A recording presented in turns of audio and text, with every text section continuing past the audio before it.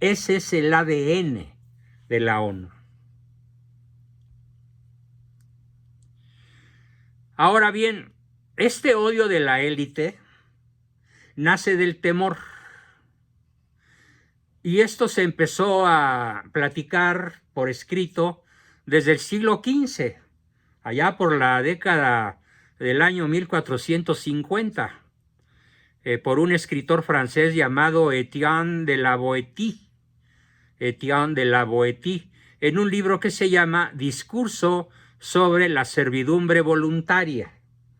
Hace 5 siglos que se escribió esto, donde dice que no hay que olvidar que la élite depende de los sirvientes y no al revés. Los sirvientes no dependen de la élite depende de sus sirvientes. O como lo dijo el monstruoso personaje de una serie de televisión que estoy viendo, que se trata de este tema, que dice este personaje: el mundo siempre ha sido de pastores y ganado.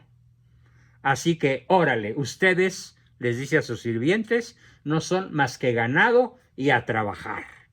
Y ya veré si les pago o no les pago. Bueno, pero es que yo estoy embarazada, dice una de las trabajadoras. Bueno, pues si te mueres serán 2 menos y serán 2 bocas menos que alimentar. Así piensa la élite. Odia a la servidumbre y por lo tanto quiere extinguir a la servidumbre. De algún modo la élite necesita compensar ese temor, este desequilibrio perpetuo, y por ello desprecia e incluso odia al pueblo llano. En un mundo donde el máximo valor es el dinero y el poder, las élites han sabido montarse un magnífico chiringuito. Chiringuito significa truco, significa monigote, significa títere. Es una palabra española muy divertida que se utiliza más en Sudamérica y en España y no en México. Un magnífico chiringuito llamado la ONU.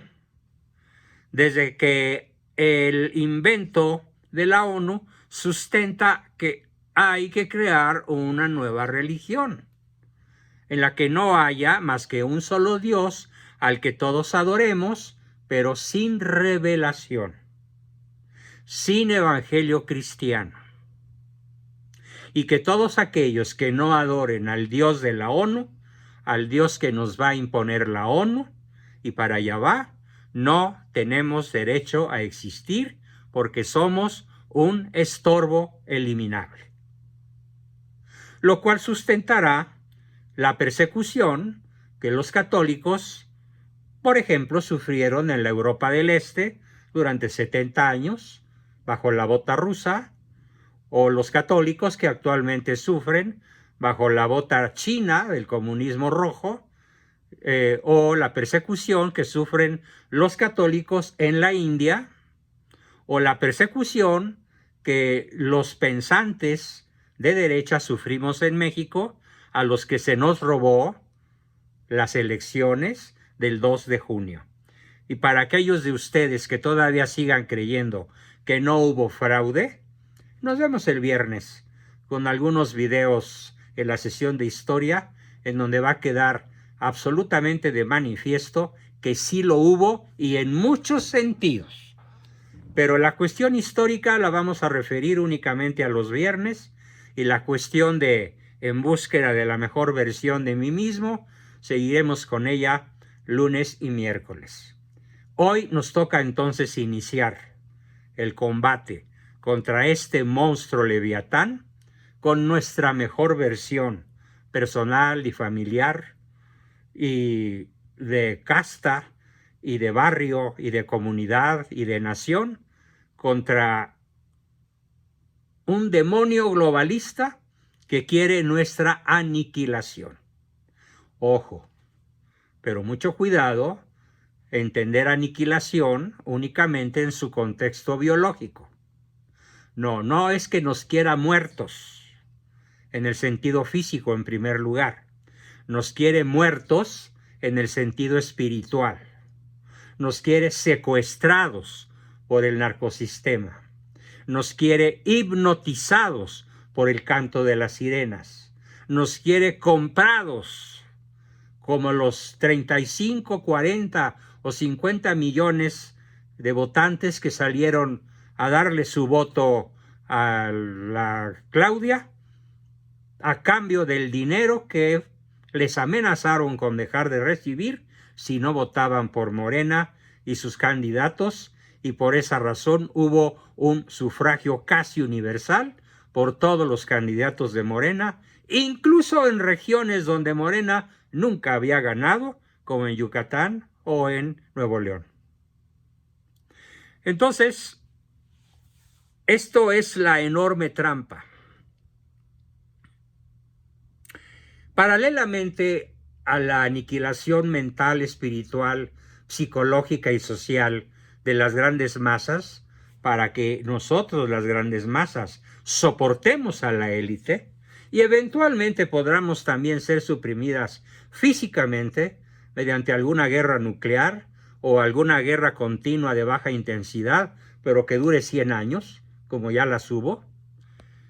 Quieren entonces que los regímenes llamados democráticos, es decir, regímenes no basados en valores inmutables, ni en religión tradicional, sino regímenes basados en el voto de sufragio universal, que como ya lo sostenían Sócrates, Platón y Aristóteles, los tres magnos pensadores del mundo griego, es un insulto a la naturaleza del hombre. Es un insulto a la inteligencia humana. Decía Sócrates que mi voto como persona que lee, que estudia, que aprende y que no deja de aprender ni de estudiar un solo día, pueda llegar a valer uno, al igual que el voto del mayor delincuente y del mayor analfabeto de la bella Grecia. Bueno, pues eso es lo que ya lograron instalar las élites. Que el voto de cualquier ciudadano analfabestia valga lo mismo que el voto del mejor de nosotros, objetivamente considerado. Esto es una trampa monstruosa creada justamente por la ONU.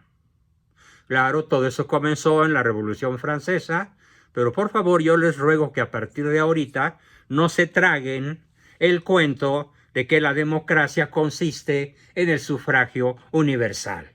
No, para nada.